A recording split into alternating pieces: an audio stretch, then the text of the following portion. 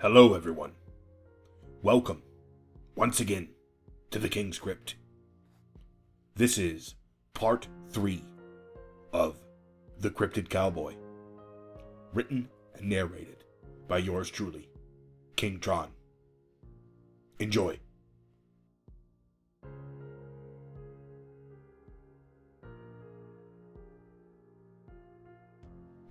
I slept the remainder of the day away before checking out the following morning at 5 a.m.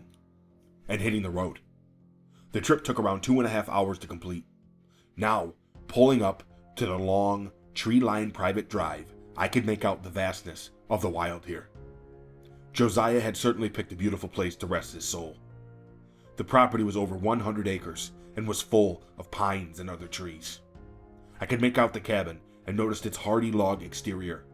The roof was made of cedar shake shingles and logs. There was a beautiful wide creek that flowed beneath the driveway as you approached the home. Josiah had an old red Dodge pickup that was parked in the driveway, and I could see fresh chopped wood resting on the side of the cabin. Sliding the shifter into neutral and setting my emergency brake, I grabbed my revolver and placed it in my holster. I picked up my phone and gave JT a call to see if he was home. "Damn," I said aloud, realizing he wasn't going to answer the call. I reached for my handle and swung open the heavy door to my truck, stepping out onto the dirt driveway and slamming it shut. Walking up to the front door, I tried peering through the window, but my view was blocked by curtains. "Knock, knock, knock!" The sound of the knocking echoed across the front yard and into the woods. "Josiah, you there?" I shouted in the direction of the door, hoping to get a response, but was met with the still, calm silence of the woods that surrounded me. The sound left my lips as I thought internally about what the hell was my next step. Red had stated that JT mentioned mountain lions in the past week when they had spoken last. However, I see no signs of an obvious struggle, at least anywhere in the open. I decided to go around the back of the cabin and investigate further. Walking around the back, I peered into the tree line and felt the cold wind cutting into my face and my damaged ear. The back of the home was fairly uninteresting, and all that was present was a few tanning tables and some hides drying in the wind. Returning back to the front of the cabin, I found myself staring into the woods, thinking about the possibility that may lie behind the trees. Just as I returned to the front door, I heard a growl from the tree line.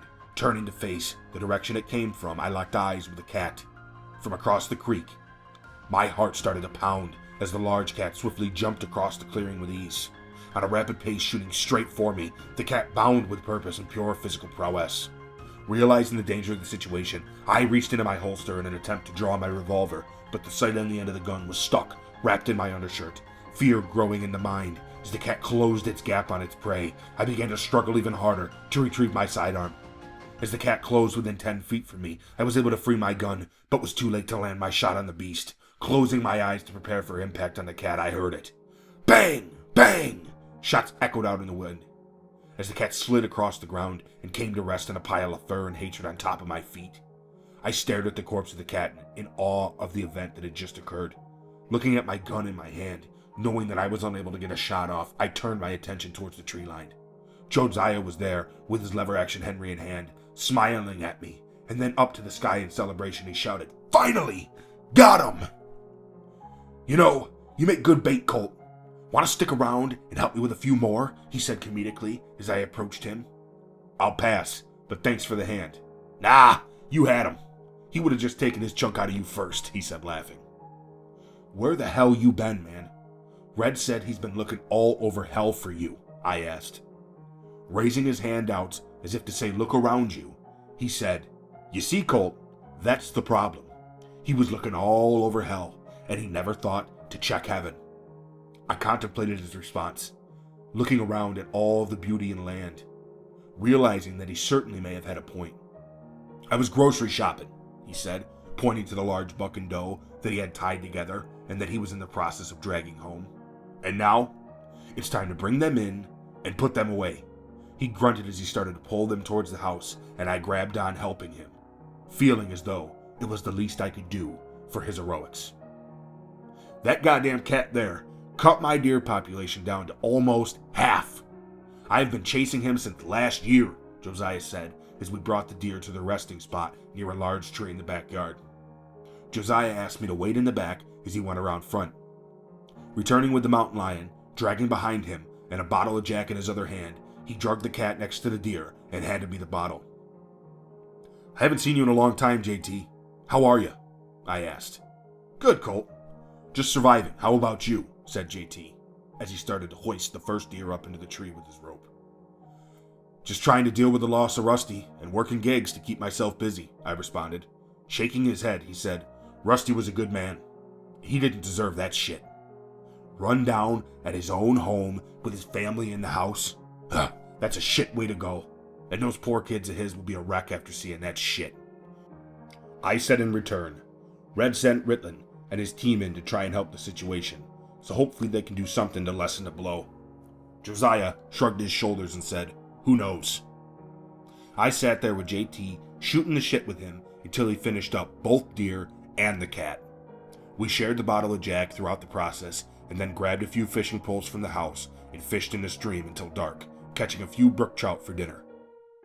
Lighting a fire to roast the trout, we swapped stories from the road and enjoyed our meal. The fire roared and crackled into the night. Embers rose, disappearing into the sky above. JT asked, "So you said you were doing gigs to keep your mind straight?" I turned my ear towards him and said, "Yes, sir. Got the ear to prove it." Josiah said, "Couple of folks up in Rounda have been complaining about cattle being killed and torn to shreds. Maybe you should go take a look at that, see what's going on up there."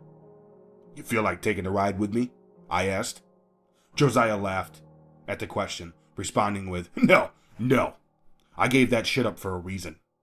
I find what little peace I can from sitting in the woods, watching as the squirrel frolics through the pines, hiding nuts in the ground, watching leaves drop, signaling the start of fall, waiting on a deer to walk into view and never minding if they don't. Life up here, in peace, is the last thing I have to hold on to, and I'd be one hell of an idiot to give it up now. As the words crept into my mind, I found myself in a state of contemplation, thinking about all the crazy things this line of work has led me headfirst into. Now, this line of work takes everything from a man, and I damn sure couldn't be the one to judge a man for choosing to hold on to whatever it leaves behind.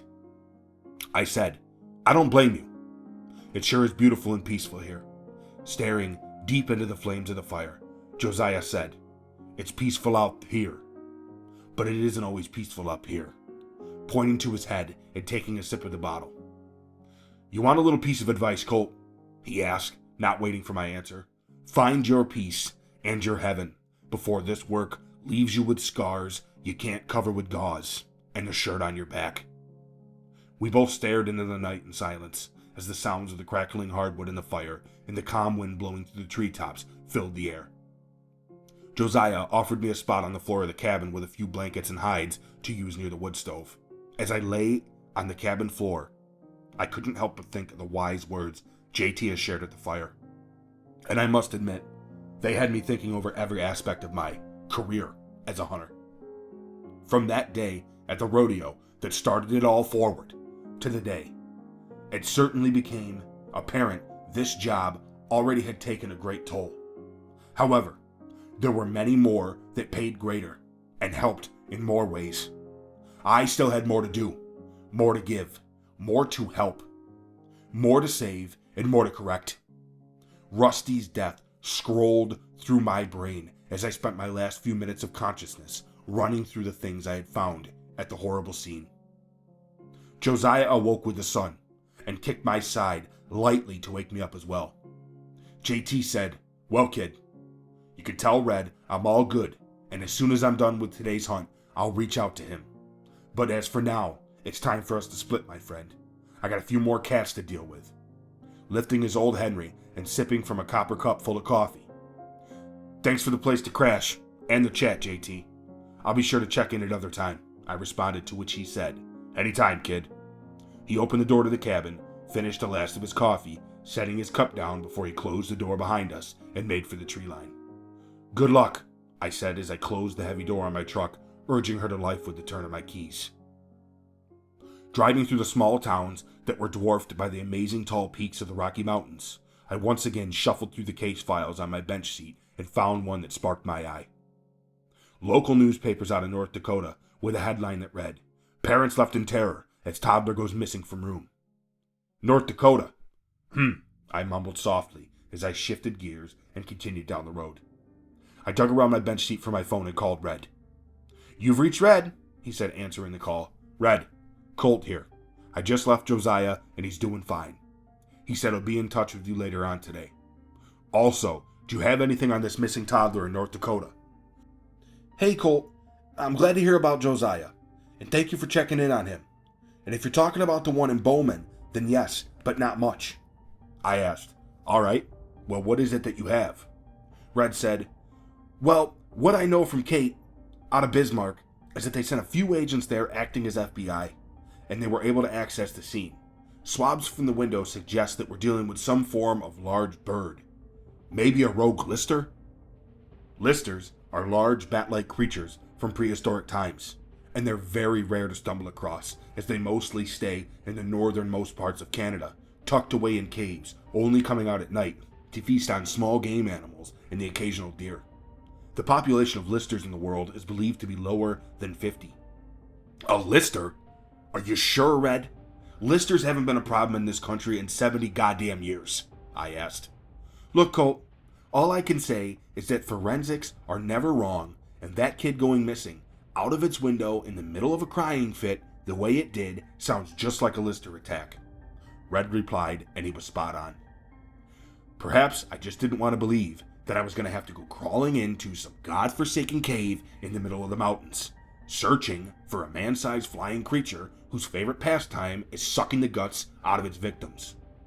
Listers are some of the nastiest and most foul-smelling creatures of them all. These vile things hang from the roof of caves just like regular bats, and then proceed to piss and shit all over themselves. Did I forget to mention their shit is toxic to the human body? If you breathe in particles of the feces, it acts as a paralyzing agent and stops your breathing. "God, why me?" I said quietly. "What?" asked Red. "Nothing. Any leads on where the damn thing might be?" I responded. "Well, these things have a huge hunting radius, and based on a dozen other cases within the last few months, through triangulation, we believe it's probably somewhere in northern South Dakota, actually. There seems to be a small cave system in the northwest, within the Black Hills National Forest." Great, an even further trip, I thought. "All right, Red, send me the coordinates, and I'll go take a look." My phone buzzed before I could even hang up, and the coordinates popped up on my screen. The next 6.5 hours were comprised of me stopping to grab a bite to eat at a pizza joint in Gillette, Wyoming, and filling up my truck at the travel center. The old country tunes of Hank Williams, George Strait, Haggard, and Willie Nelson accompanied me on my way. When I finally arrived at the entrance to the Black Hills National Forest, I approached the ticket hut and paid my way in. Finding a travel center, I exited my truck and wandered inside. Noticing the large brochure wall, I was filled with annoyance and disbelief, noticing that there were at least 100 caves. How the hell am I supposed to find this thing in this mess of caves? I asked myself, and the universe out loud. I may not have had the answer to my own question, but luckily, the universe did. Overhearing a family complaining to the staff at the travel center counter that the cave that they had chosen to explore this afternoon smelled as if the animal had died in there, and that the smell was so bad they experienced difficulty breathing, spiked my interest. I knew that if the cave smelled that bad, for this family to evacuate and complain, I had found my lister. I waited until the family were done filing their complaint and asked them in an inconspicuous manner which cave they visited. The mother of the family pointed to the brochure map I was holding in my hand and drew me a perfect picture. Leaving the travel center with the map in hand, I leapt into my truck and roared down the roads inside the park. Finding the trailhead that led to the area the woman had pointed out wasn't difficult, as the park had very clear signage and clear trail markers. I pulled over near the head, grabbed all my gear and a map, locked the doors, and headed up the trail towards what I knew would lead to one nasty interaction tonight. The hike to the cave was around an hour and a half. Stopping short of the mouth of the cave, I knelt down to go over the items in my bag and rehydrate after the long trek up the trail's winding, dirty path. Checking my watch, I noticed the time and read it aloud, 3:46. Still very early in the day, which is good, because I need all the time I can get to climb far enough into the cave to find whatever dark crevasse this beast tucked itself into. Crawling up the slight incline, just before the mouth of the cave, and then into the mouth itself, I caught the first whiff of an all too familiar scent. The cool, heavy air that seeped out of the cave into the breeze carried with it the stench of death and decay. Not just death of any kind. No, this was the smell of rotting human flesh. Crawling across the dusty cave floor before reaching the first segment of the cave that was tall enough to stand wasn't challenging, but pointing my flashlight down the long hallway of unending darkness made me wonder why that family had even attempted to enter. The cave was about 10 feet tall, with a full wall to the right and a large, long pit to the left of the floor. Walking over to the edge of the pit and pointing my light down, seeking the bottom, I found my light failed to reach the end of the horrible void. Better take this shit slow, I whispered to myself. Remembering the terrible void on the left, I made sure to hug the right wall, keeping my hand riding along its cool, damp surface as my voyage continued further. I found my mind beginning to grow slightly panicked as I allowed the last slice of natural light to dissipate behind me. Continuing my vertical descent into this dark hellscape, I walked for what felt like hours, slowly traversing the rocky cave bottom and ducking to avoid the low-hanging overhead structures. I noticed at one point in my descent that the smell had started to worsen, and I could hear water flowing off to the left of the trail, inside the dark pit. As I came across a small, room-like area that opened up to a taller rock ceiling, and marked where the trail split into 3 different directions, I stopped to take a drink and prepare what I hoped would soon be the end of that wretched beast that lay somewhere tucked into this godforsaken maze. Following the distinct smell of decay, my nose proved useful in guiding which direction was right. Taking the path to the left with the large void to my left and the wall to my right, I continued onward. Soon after, I happened across the first scene, which turned my stomach into a ball of knots. Laying to the left of the trail, on a large overhang that shot out from the wall across the void, lay the body of what appeared to be an elderly man in dark, red-stained, blue-bibbed coveralls. He was wearing dark rubber mud boots, and under his overalls, I could make out a bright blue shirt. Reading the words aloud quietly to myself, "World's best grandpa. Goddamn. Poor grandkids." Scenes like this were unfortunately not that uncommon. You see, when a monster decides to kill, it does so indiscriminately, and without a care in the world as to who you are or what life you live. The people you love and the people who love you matter not to the terrible things that go bump in the night. The sight brought a shock up my spine, and the hair up my arms, and my back rose as my human fight or flight reflexes began to kick in an attempt at self-preservation. As I continued further down the path, I began to run into more and more horribly dreadful scenes, as I happened upon a small mass grave of around 5 other bodies, all drained of life, with sunken-in pale faces. The lister having sucked the very blood from their veins and bile from their stomachs. Each sight served further extend my body's natural urge to flee. The victims ranged from young teenage boys in sportswear to properly dressed businesswomen in dresses and heels. I found myself thinking about how each of these people had stories and lives that they wouldn't be returning to. Family, friends, children, husbands, and wives were left wondering what had become of their loved ones. And I was the one that bore witness to where their paths entangled and ultimately came to an end. These horrid scenes still flash on my mind to this day.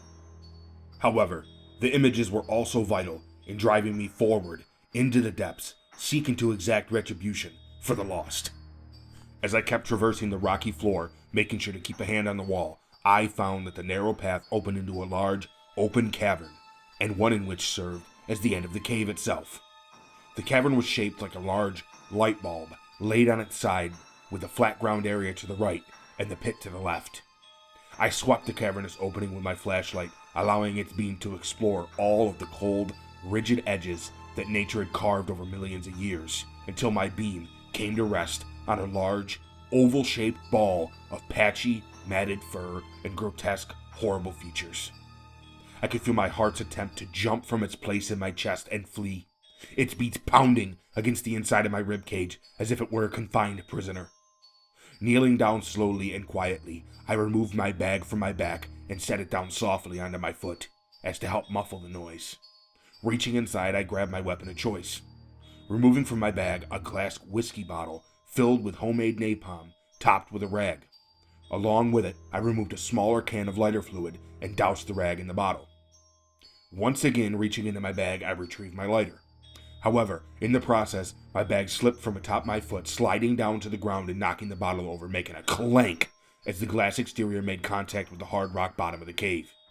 The noise sent a bolt of lightning through my veins as the echo shot and bounced from wall to wall in the musty chamber of death.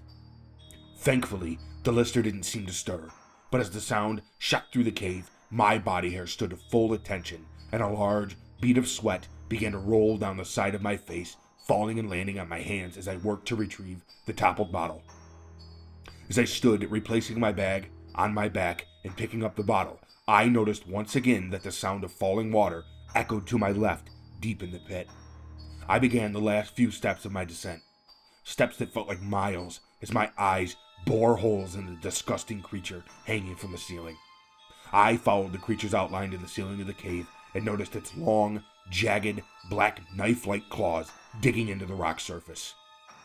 I found visions of those terrifying talons digging into flesh and scraping bones as the creature attacked, finding a deep pit-like feeling pooling in my stomach.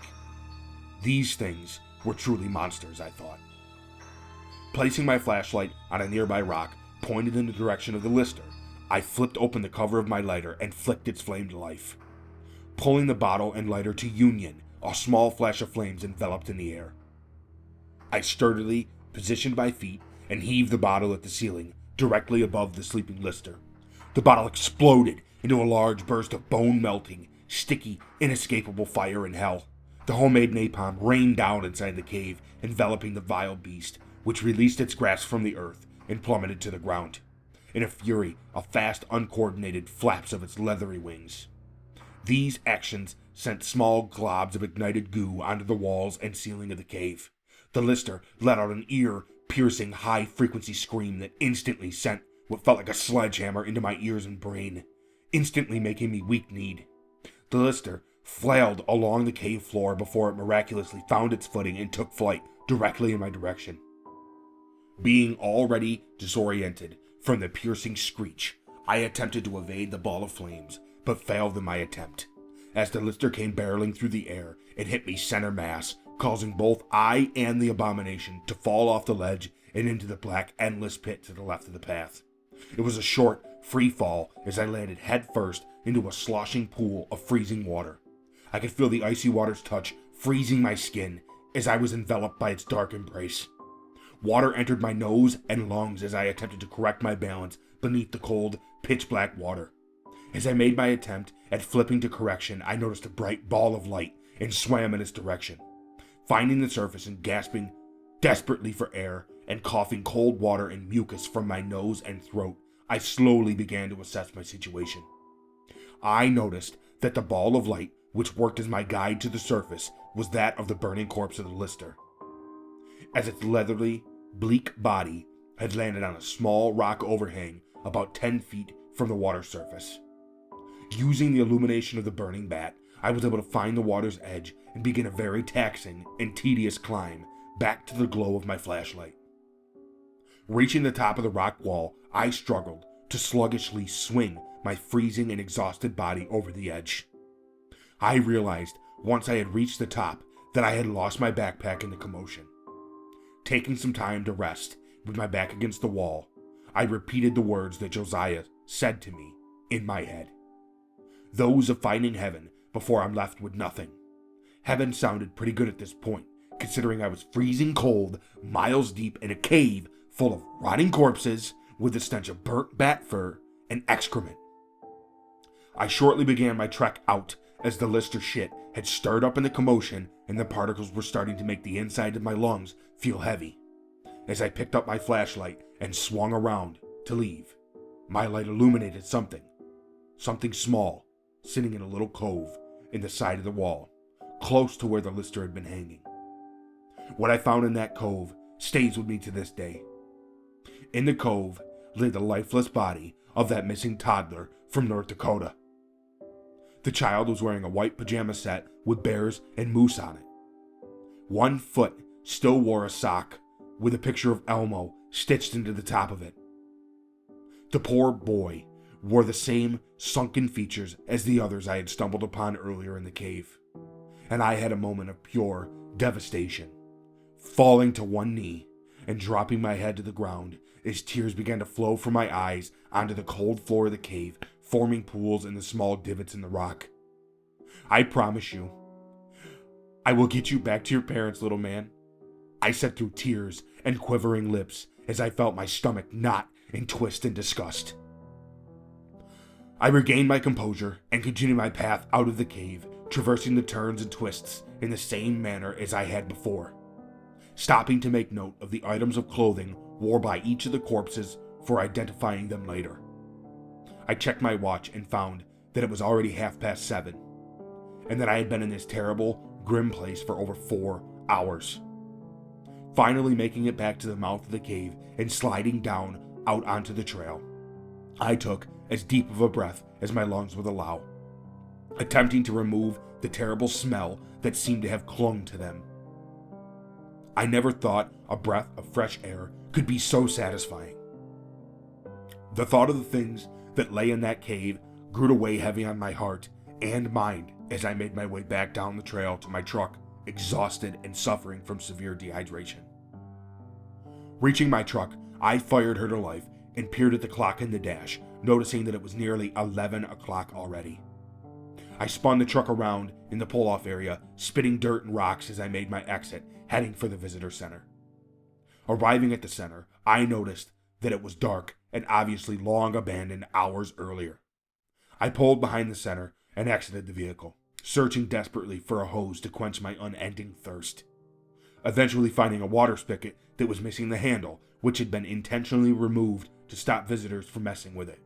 So I continued to search the area, finding a vending machine on the exterior of the building, and fueled by my insatiable need to rehydrate and the loss of my wallet that was inside my bag, I broke into the machine and stole 3 bottles of water, drinking 2 right then and there.